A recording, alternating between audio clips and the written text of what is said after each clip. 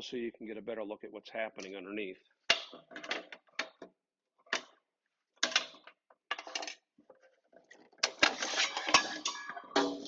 While filming the recent video of the oscillating spindle sander, I was reminded that there's yet another setting on this main table of my Mark V that needs to be checked, because I don't believe that the original owner did any of the alignment.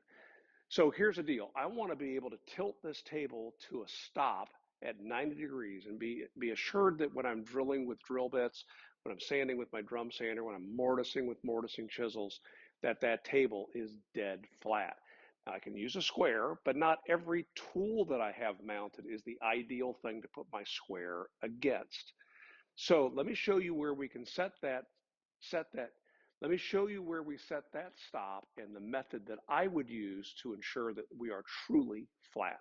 So this would have been a great thing to check before I used that Wagner rotary planer. I noticed as I was making overlapping cuts that my table was ever so slightly out of square. Now, to get the table level front to back, that's something that we do with shims, and that is absolutely a one-time thing.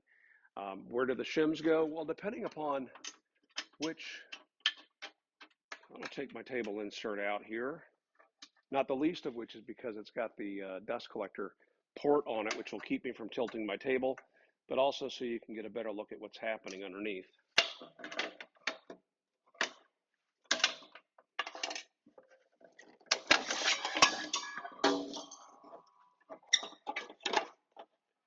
Dope!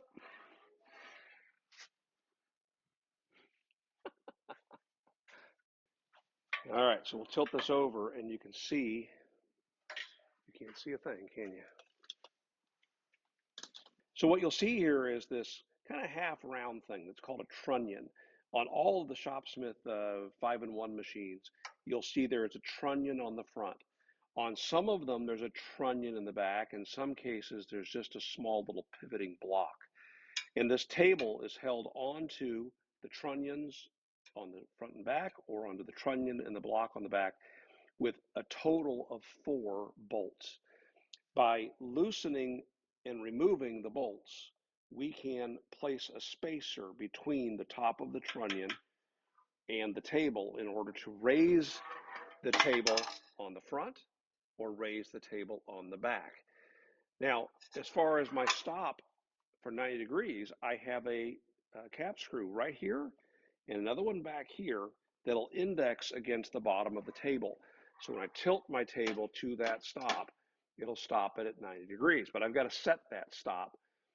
Probably the best way to do that, first off, we'll center our table right here in the center of the insert, and I'm just going to temporarily tighten this in place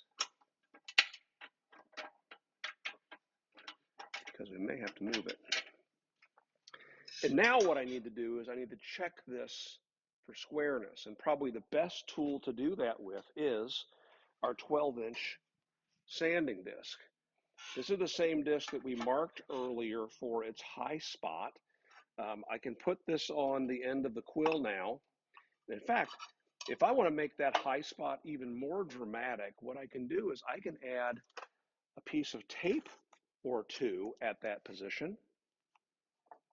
And not only will that make that high spot even higher, it's going to give me something on the top of the disc that will remind me exactly where that high spot is once I turn this over and add it to the end of the quill. So we need something to act as a feeler gauge. And I've got a piece of peel and stick edge banding, but we'll bring this thing down and touch this to the high spot until our feeler gauge is held tightly. And then if I back off that just a tad, and tighten the quill, I'm just barely able to fit it under. Now, just to prove that it is a high spot, over here, I got plenty of room to fit that. Let's try that over here at this extreme position. It's fitting okay. come all the way over here. Oh, it is maybe a little bit low here. Yeah, it's definitely tighter near the way tubes than it is over here. So I can tilt my table a little bit further.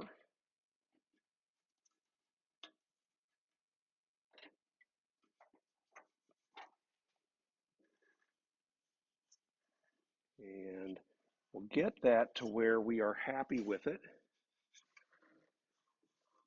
And I am happy with it. Now, let's say that I was fitting perfectly on the back, but had a little bit of a gap on the front. That would tell you that I need to put those shims under the front side or vice versa. But this is good. At this point, I can lock the table and my gauge on my trunnion should be showing that we're locked in at 90 degrees. Let's take a look at that. And here's where I struggle with the 520. That gauge is way up by the top of the table. Our 90-degree mark should be aligned with our 0-degree mark on the gauge. Let's put this to the test. I'm going to loosen my table and see if I can tilt it any further that way. No, actually, I think my stops are set right here at the 90-degree position. Let's check here.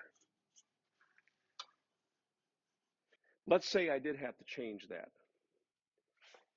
I'm going to go ahead now and take my sanding disc off the end of the quill.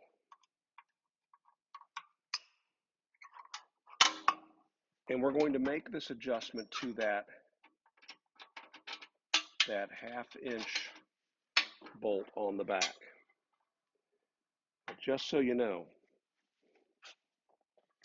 what I typically do is I will drop this side down a couple turns just to get it completely out of the way and mess with one side at a time.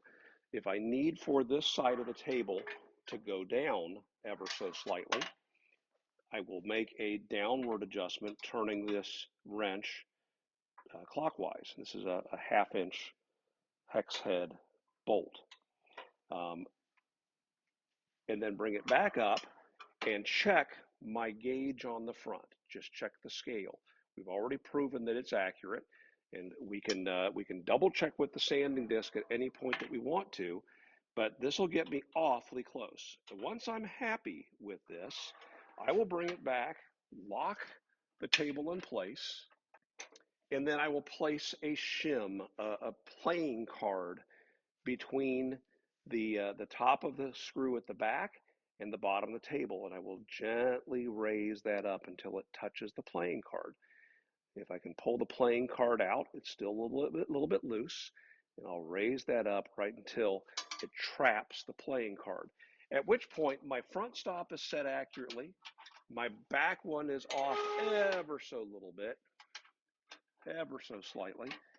I can tweak that at some point if I want to, but I've never found a need to do that, because once it's stopped at the front, it should be stopped parallel at the back. And in this case, both of my trunnions are being locked when I tighten the front lock on the 510, 520, 505 Mark 7 table.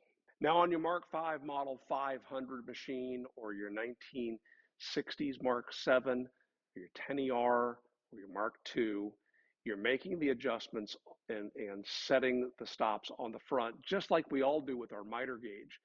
But with the model 510, later the 505, and the 520 in the Mark 7, once you lock the trunnions on the front, it automatically locks the trunnions on the back. So as long as the front stop is stopping you level or at 90 degrees to its normal position, and you lock it down, it should be held firmly in place. I'm not saying that I wouldn't go to the trouble of raising that back cap screw up, because I would. If you were putting something super heavy on here, you wouldn't want to risk the chance that the table could get into a little bit of a twist. But that's how it's done. At least that's how I do it. It's pretty simple. Look forward to your questions, comments, and cheap shots, and make it a great day.